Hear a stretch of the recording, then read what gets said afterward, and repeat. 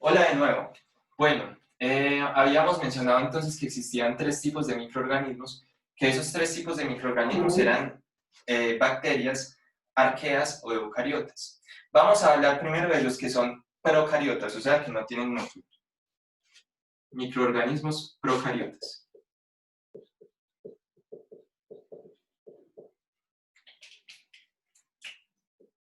Estos microorganismos procariotas vamos a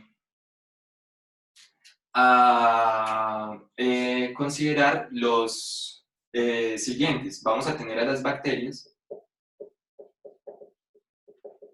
y vamos a tener a las arqueas.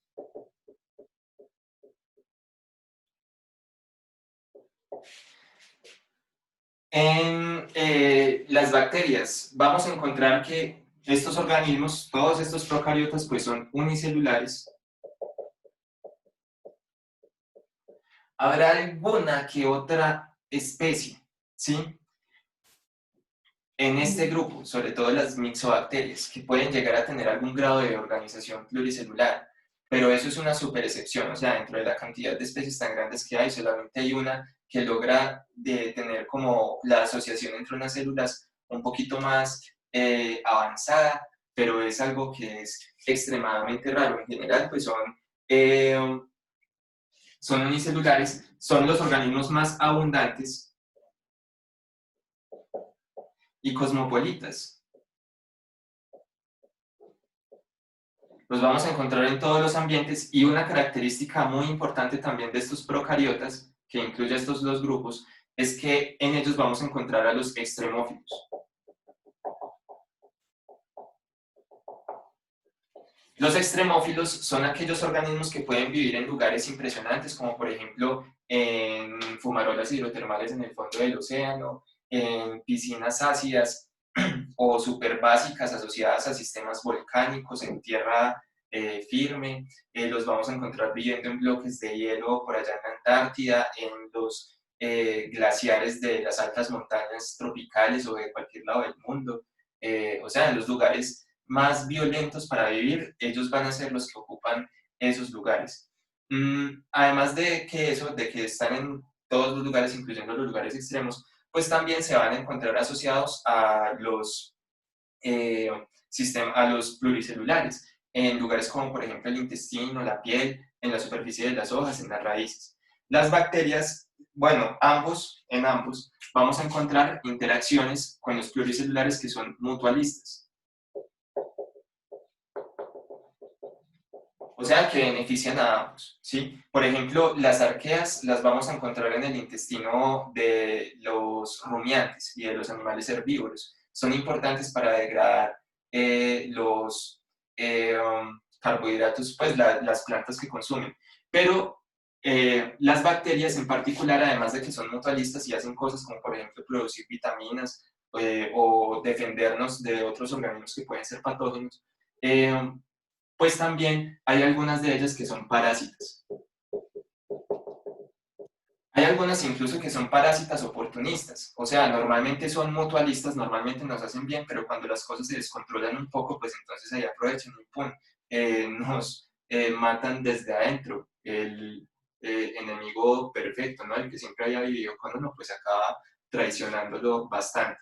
En las arqueas sí no vamos a encontrar todavía que se conozca ningún organismo parásito. Todas las que se conocen, pues o son de vida libre, viven por ahí haciendo lo suyo, o son mutualistas. Una cosa interesante de las arqueas es que ellas tienen un metabolismo especial que se llama la metanogénesis.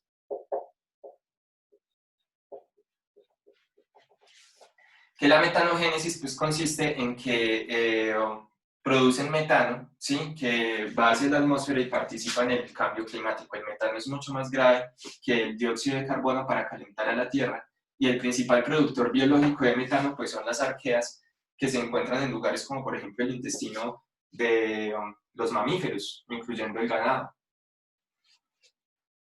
Ahora, ¿cuáles son las características propias de cada una? Pues bueno, estas tienen una pared celular,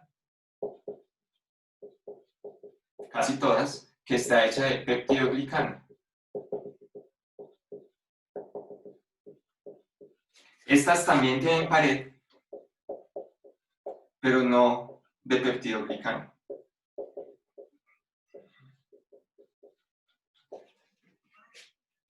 En en términos de membrana, estas de acá tienen una membrana que es muy rápida, es que muy rápida, muy rara. Tenemos acá que cuando se forman las membranas, pues vamos a tener, por lo general, el glicerol que estoy diagramando acá, no lo voy a dibujar pues muy extensamente. Acá tenemos el glicerol de los fosfolípidos y acá vamos a encontrar un tipo de enlace que se llama el enlace éster, ¿sí? Y hacia allá va la cadena R, y lo mismo vamos a encontrar acá, O, C, O, R. ¿Listo? Entonces, eso de ahí es el enlace éster de los fosfolípidos de las bacterias, que también es el mismo de los eucariotas. Pero acá, ¿qué vamos a encontrar? Vamos a encontrar que el glicerol no se va a unir con un enlace éster, sino con un enlace éter. O sea, acá solamente vamos a tener esto y luego vamos a tener esa R ahí, la cadena que avanza de ácido graso. Eso es una diferencia muy fundamental porque es el único tipo de célula de las tres que tiene esto. Las membranas están constituidas así. Además de eso, las membranas de estos se continúan completas hasta el otro lado.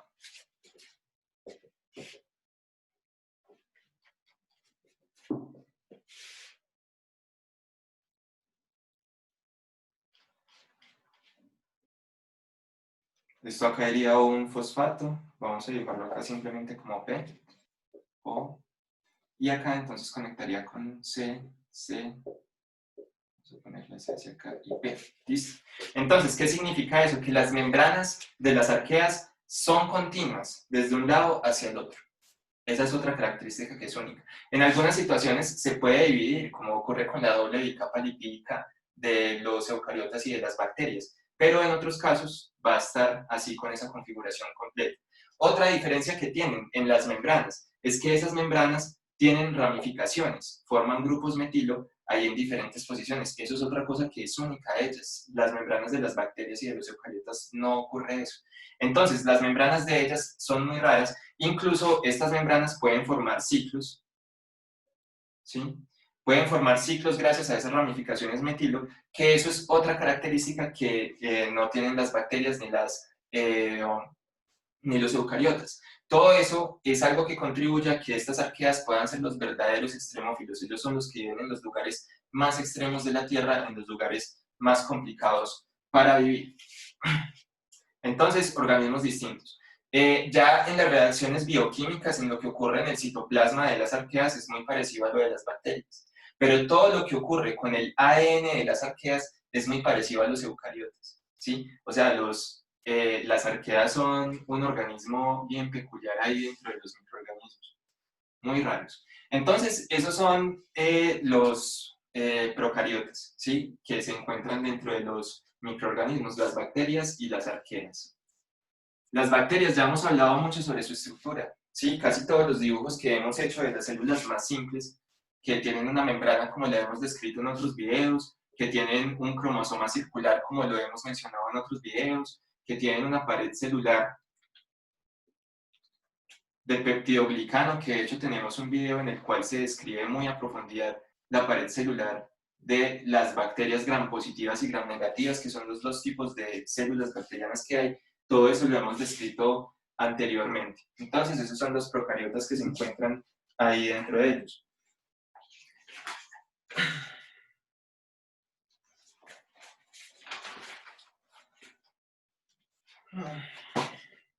Ahora, el otro tipo de microorganismos que vamos a encontrar que es muy diverso en la naturaleza, pues son los eucariotas.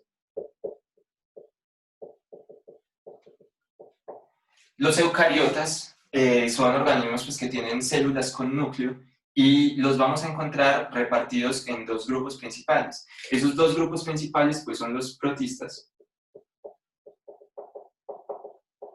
y los fungi. ¿Sí? En los protistas vamos a encontrar cuatro subdivisiones principales, cuatro categorías de organismos ahí principales. Esas cuatro categorías de organismos que vamos a encontrar en los protistas son las algas,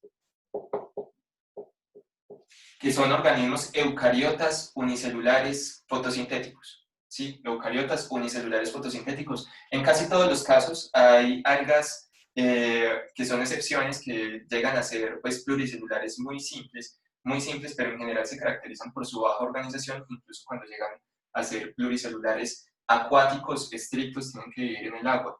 Estas y un tipo de bacteria que se llaman las cianobacterias,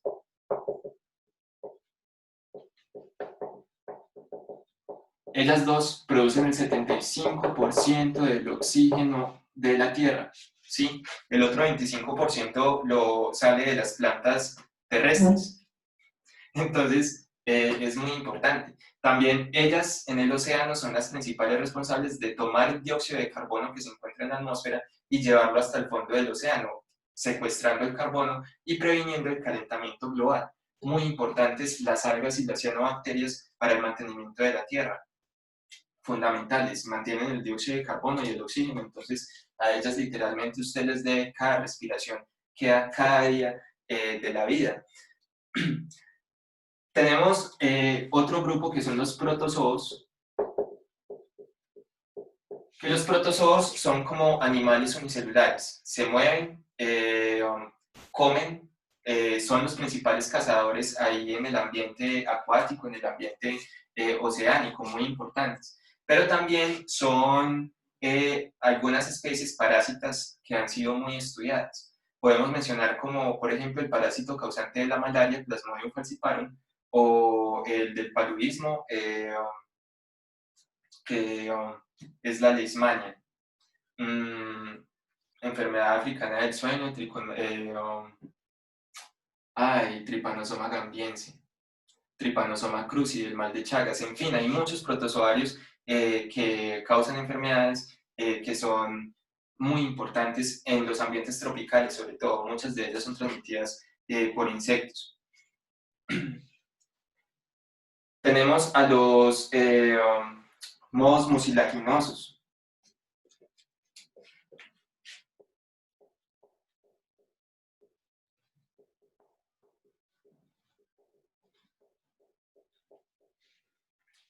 Me faltó, eran 5 categorías, me he equivocado. Oomicetes y fungi. ¿Sí? Entonces, en los mohos mucilaginosos vamos a encontrar unos organismos que tienen como una etapa de la vida en la cual viven como si fueran un protozoario y tienen otra etapa de la vida en la cual viven como si fueran un hongo. Han sido muy estudiados para entender cómo es la organización de los pluricelulares, porque parece ser que constituyen la presentación de un punto evolutivo que aparentemente ocurrió en algún punto de la historia y que explica cómo se organizan los organismos pluricelulares. Los oomicetes son organismos que se parecen mucho a los hongos, pero que difieren en características relacionadas con su ARN ribosomal y otros aspectos. En ellos vamos a encontrar agentes causantes de enfermedad de plantas muy importantes, les conocen como hongos de agua también, hay algunos que descomponen material vegetal ahí en el agua, pero los que han sido más estudiados han causado enfermedades devastadoras en las plantas, como por ejemplo el mildiu de la vid, o una enfermedad que azotó las papas que se cultivaban en Irlanda en el siglo XIX, lo cual provocó una hambruna ya impresionante y movimientos migratorios hacia América y cosas así muy importantes a nivel histórico. Y los hongos, pues los hongos son muy importantes en muchos aspectos. Son organismos heterótrofos, descomponen materia vegetal generalmente, algunos son comestibles, con esos que son grandes, algunos son muy usados en biotecnología, como por ejemplo las levaduras. Acá vamos a encontrar dos tipos de hongos. Vamos a encontrar las levaduras y vamos a encontrar unos que forman estructuras que son visibles, estos son microscópicos, y otros que están conformados por hifas. Que esas hifas normalmente pues desarrollan un micelio. Las hifas son un tipo de célula que es como un hilo, y el micelio es una masa de hifas. ¿Listo? Ese micelio entonces puede ser de un moho, como ese material algodonoso que descompone el pan, o puede ser, digamos, una seta, ¿sí? Como esas estructuras de los macromicetos, esos cuerpos fructíferos que son tan conocidos. ¿Listo? Entonces, bueno, eso es, bueno, es que acá sí, claro, me equivoqué, re mal, sí eran 4 ahí, y estos eran los fungi, perdón, disculpen, qué pena. Son 4 protistas, algas, protozoos, mohos, mucilaginosos y oomycetes, y tenemos a los fungi, a los hongos, que constituyen el otro grupo de eucariotas. Repaso para que quede bien clara esa cuestión. Los eucariotas se dividen en dos, que son los protistas y los hongos, los fungi. Los protistas se dividen en 4 categorías, que son las algas, los protozoos, los mohos mucilaginosos y los oomicetes, ¿sí? Y los hongos vamos a encontrarlos en 2 formas principales, que son las levaduras y los micelios compactos formados por hifas. Estas levaduras son unicelulares, tienen un estilo de reproducción a veces similar al de las bacterias, y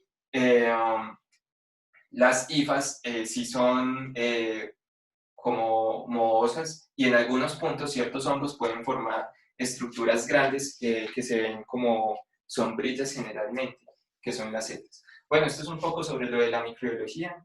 Muchas gracias por ver. Nos vemos en una próxima ocasión.